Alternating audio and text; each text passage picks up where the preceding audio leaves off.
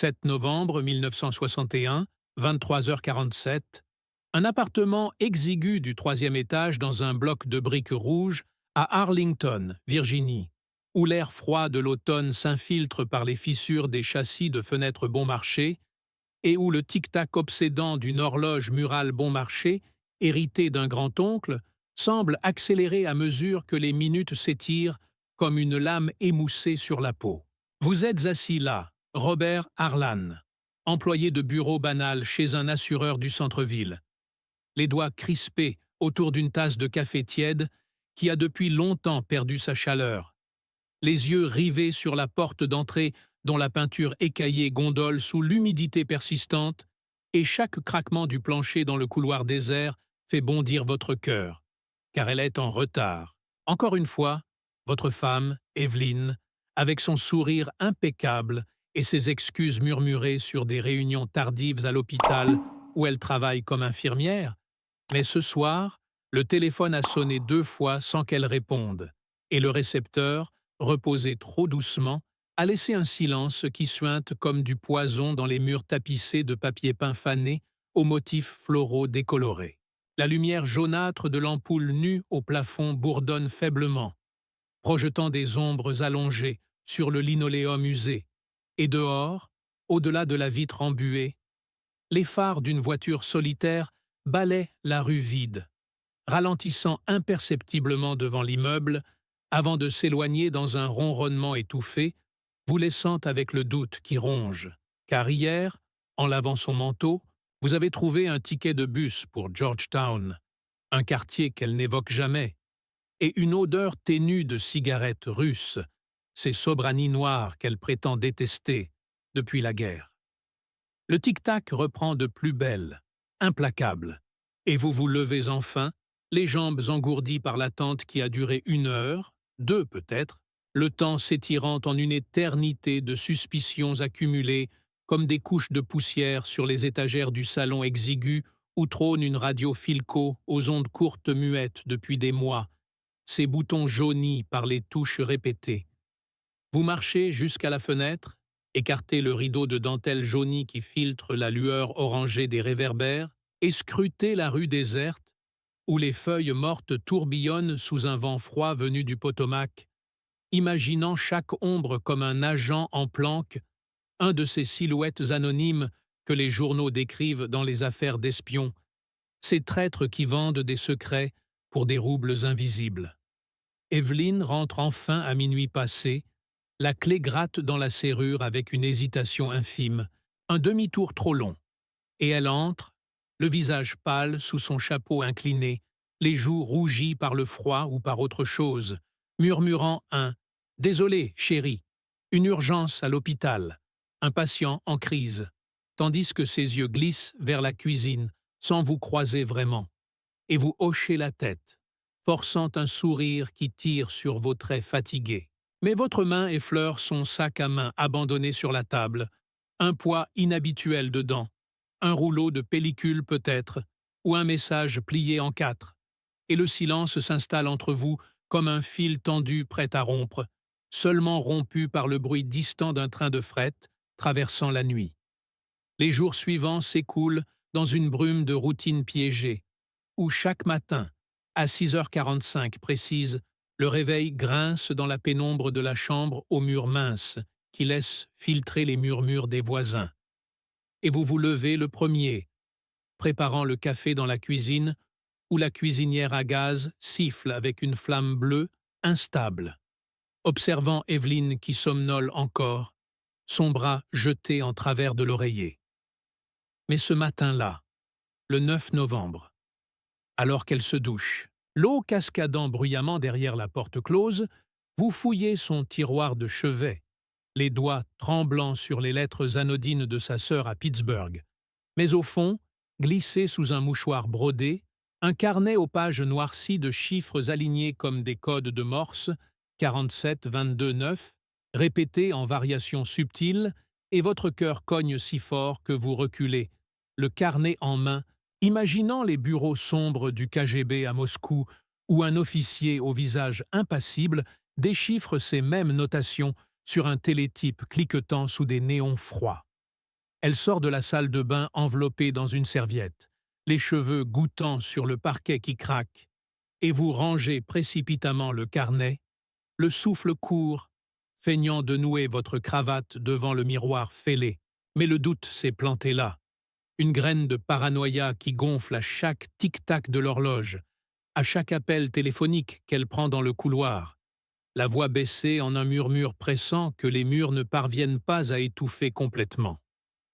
Paranoïa s'installe comme une ombre fidèle, et le soir du 12 novembre, 20h32, dans le supermarché A&P de Columbia Pike, bondé de ménagères aux tabliers amidonnés, poussant leurs chariots grinçants sous les néons bourdonnants qui font clignoter les boîtes de conserve empilées, vous la suivez à distance, prétextant un détour pour du lait, le cœur battant au rythme des haut-parleurs diffusant une publicité pour des cigarettes Chesterfield entrecoupées de statique, et elle s'arrête devant le rayon des produits laitiers, jetant un regard furtif vers les sorties de secours, puis glisse une petite enveloppe blanche, un dead drop classique, vous le savez des articles du Washington Post sur les espions soviétiques, sous un pot de yaourt Danone au fond de l'étagère du bas.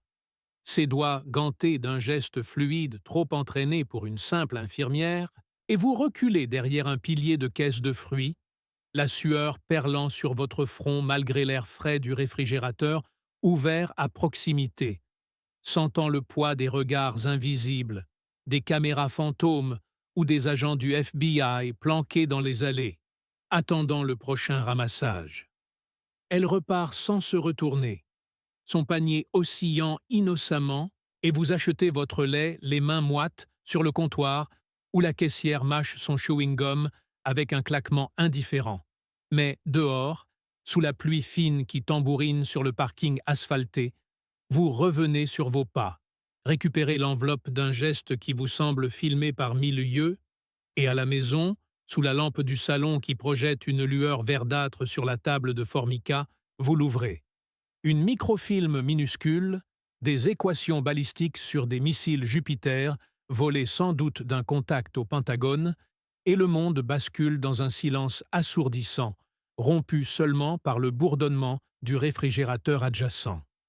Nuit blanche s'enchaîne, et le 15 novembre, 2h17 du matin, vous êtes réveillé par le grincement du lit quand Evelyn se lève. Silhouette pâle traversant la chambre vers la salle de bain où l'eau coule trop longtemps, couvrant peut-être un appel codé depuis le téléphone mural, et vous feignez le sommeil, les paupières mi-closes sur son dos tendu, écoutant le déclic distant du combiné décroché, sa voix un chuchotement en russe approximatif. Doroga, Peredacha podverge de na, avant de raccrocher avec une précipitation qui fait vibrer le mur. Le lendemain, au bureau, sous les néons fluorescents du département des sinistres, où les machines à écrire cliquettent comme des mitraillettes en sourdine, vous composez le numéro anonyme du FBI indiqué dans un pamphlet anticommuniste trouvé à l'église, la sueur coulant dans votre dos, tandis que la ligne crépite de statique, et une voix rocailleuse répond enfin « Bureau fédéral, parlez !» Et vous balbutiez les détails. Microfilm, code, dead drop, sentant le piège se refermer sur elle, sur vous, sur cette vie conjugale feinte depuis 10 ans de mariage. Les agents arrivent discrètement le soir même. 2 hommes en costume gris anonyme frappant à la porte à 21h04, badge FBI étincelant sous la lumière du Porsche, et Evelyn, rentrant pile à ce moment, blêmit en les voyant, son sac à main serré contre elle comme un bouclier dérisoire.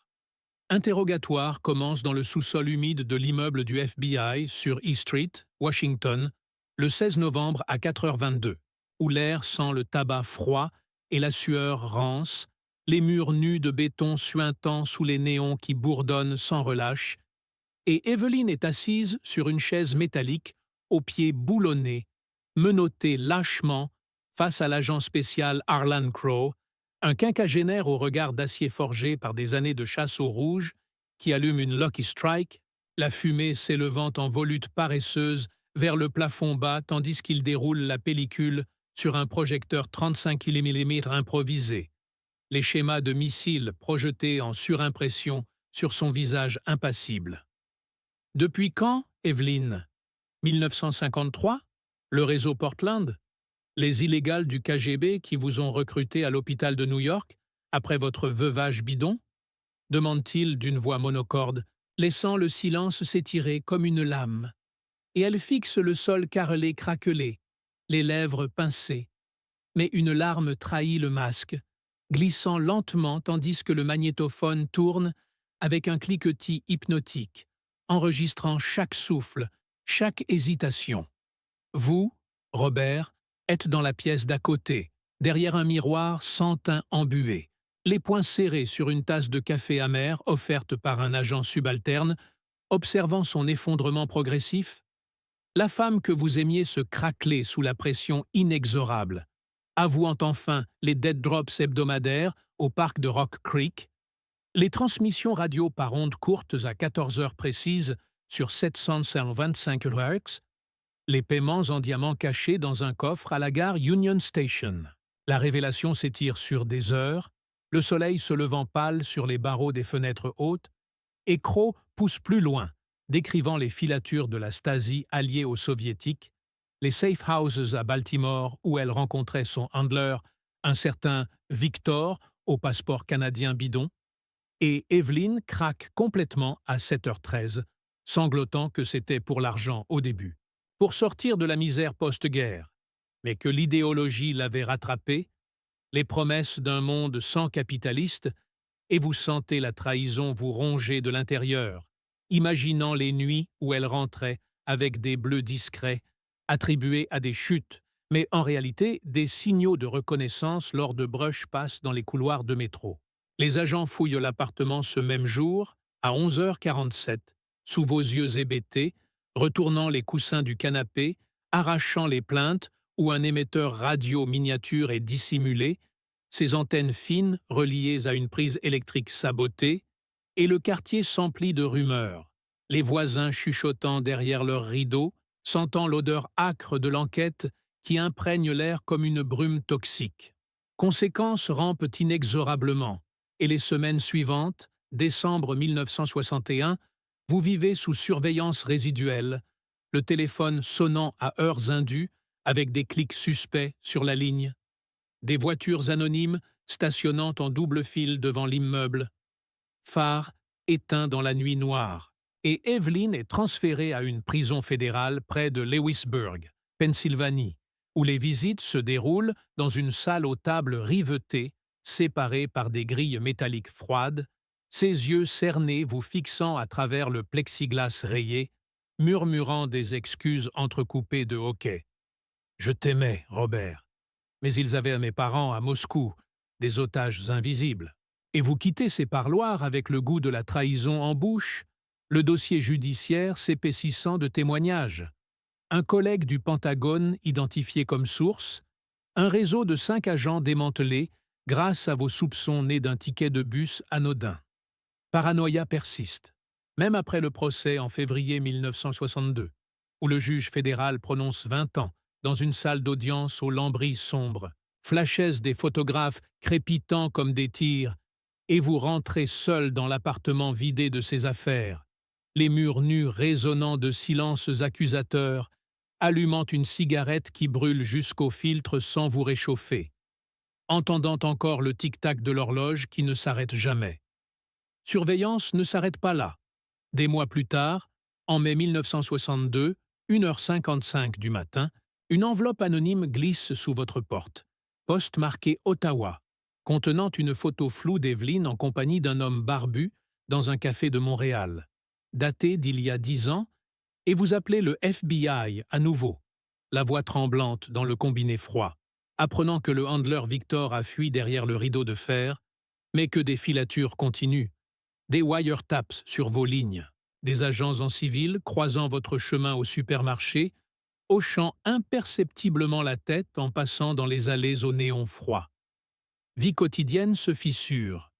Au bureau, collègues murmurent « la femme de l'espionne », évitant vos regards dans les ascenseurs grinçants, et les nuits, vous rêvez de dead drops infinis, de microfilms se déroulant comme des serpents dans vos mains, réveillé en sursaut par le bourdonnement d'un néon imaginaire ou le craquement d'une marche d'escalier hantée par des pas fantômes.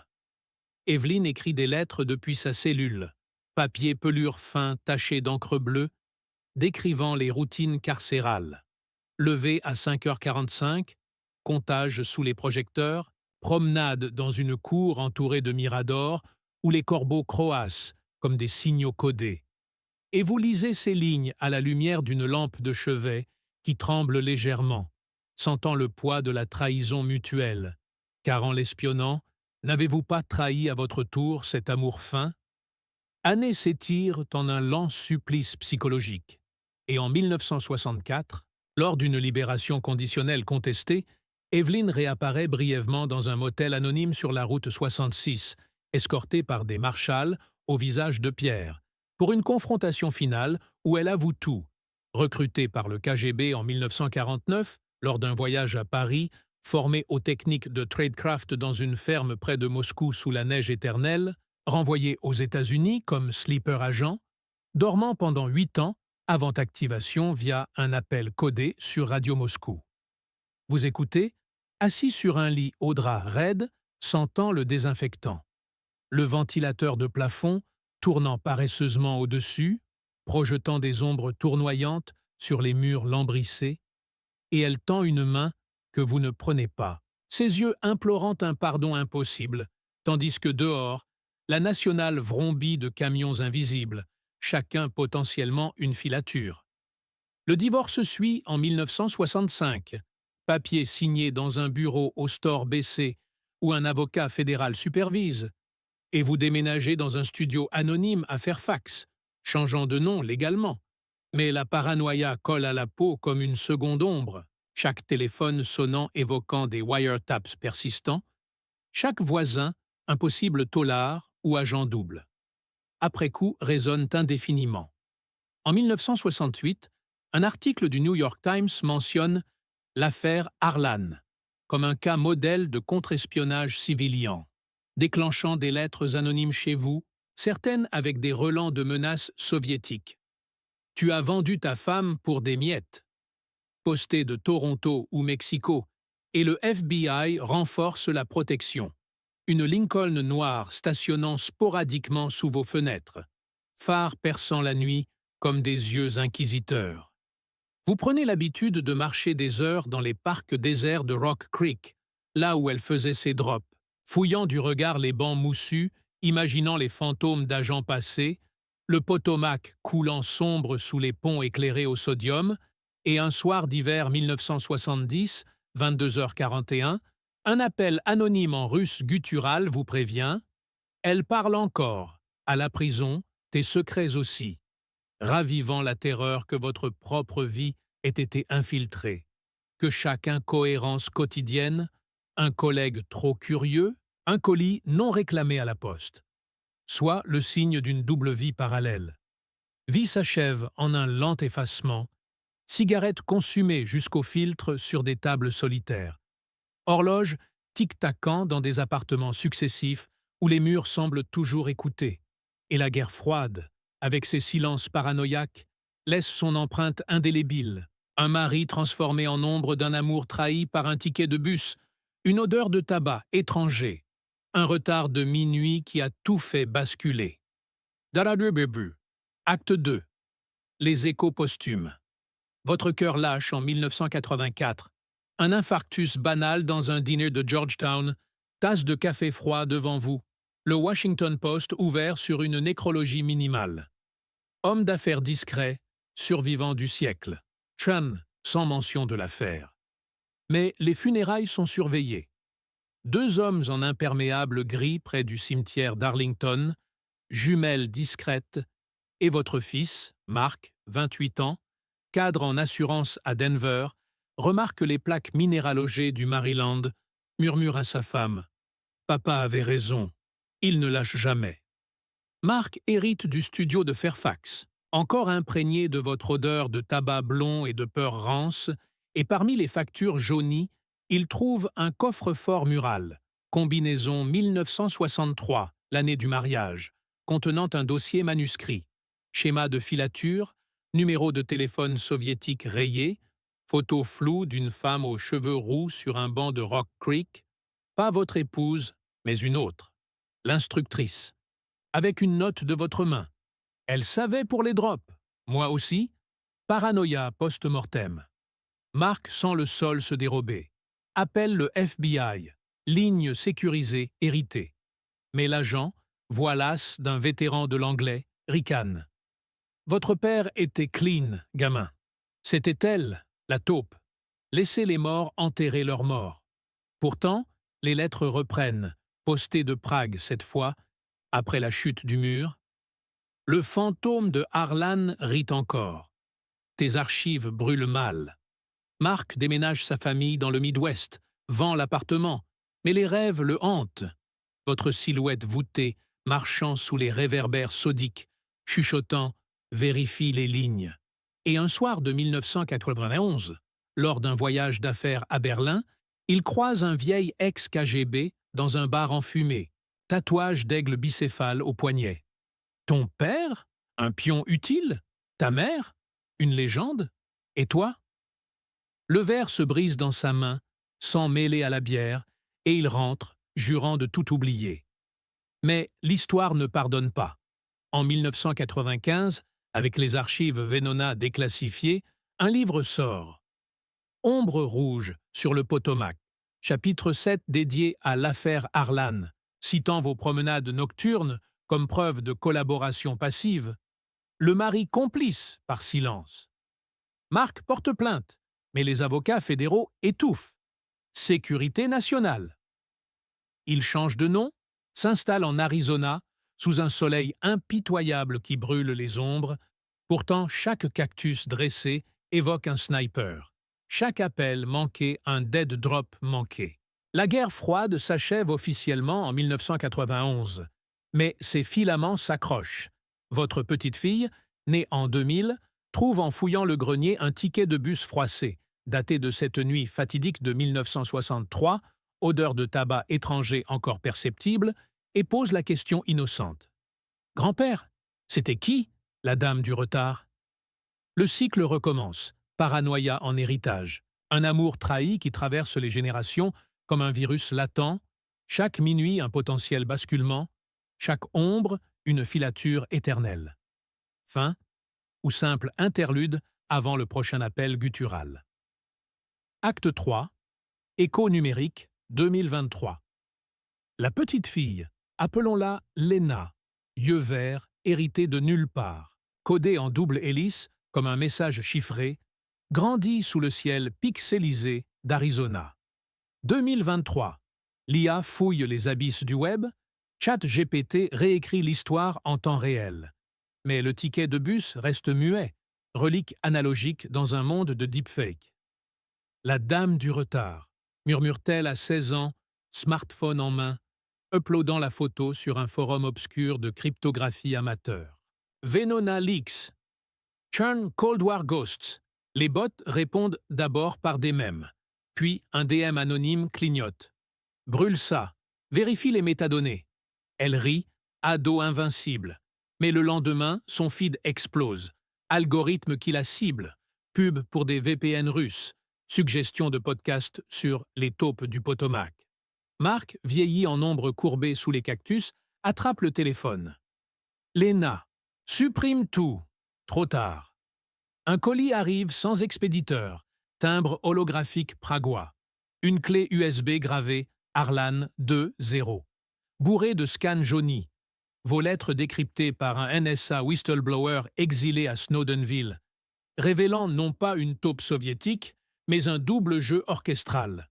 Votre épouse, agent double pour l'anglais depuis 58, Harlan le sachant, le couvrant en promenade nocturne pour brouiller les pistes des vrais huniers du Kremlin. Ton grand-père n'était pas complice, gamin, chuchote la voix synthétique sur l'USB. Il était le leur. Et toi, le prochain maillon? Lena fuit vers l'est. Backpacker digital. Train Berlin-Prague via Eurail. Écho du ticket froissé. À la gare centrale, sous néon cyberpunk, un contact l'aborde. Tatouage d'aigle bicéphale, effacé au laser. mais cicatrices lisibles. Ta grand-mère? Légende. Elle a sauvé le mur pour le faire tomber de l'intérieur. Ton grand-père? Héros par omission? Et cette dame du retard? Moi. Premier rendez-vous manqué, 1963. Ton héritage? Les archives quantiques qu'on active maintenant. Il glisse un QR code. Scanné, il ouvre un Darknet Vault. Venona 2.0, axe chinois croisé à des leaks FSB prouvant que les filaments de la guerre froide sont devenus fibres optiques, reliant Pékin à l'anglais via vos veines familiales. Marc, alerté par un appel guttural depuis un numéro Prill 420 masqué, embarque pour l'Europe. Cœur sous défibrillateur, paranoïa en phase terminale. À Prague, dans un cybercafé enfumé de vape, il confronte l'ex-KGB recyclé en hacker freelance. Pourquoi elle? Pourquoi nous? L'autre ricane, écran clignotant. Parce que l'histoire n'oublie pas, elle upgrade. Regarde, ta petite fille est déjà en train de négocier avec les ombres. Offre d'un job à Quantico ou au GRU. Choisis ton camp, Arlan 3.0. Verre virtuel brisé sur clavier, sans numérique coulant en pixels. De retour en Arizona, sous soleil drone surveillé, Lena pose le choix fatal à Marc. Grand-père, c'était qui, la dame du retard? Et nous, on continue le jeu? Les cactus dressent leurs épines comme des antennes 5G. Chaque appel manqué, un ping d'un satellite espion. Chaque minuit, un hack potentiel. Le cycle s'accélère. Virus latent muté en ransomware générationnel. Amour trahi devenu algorithme vorace. Fin d'acte 3? Ou bout final avant l'ère post-humaine où les fantômes tweetent en binaire? À suivre.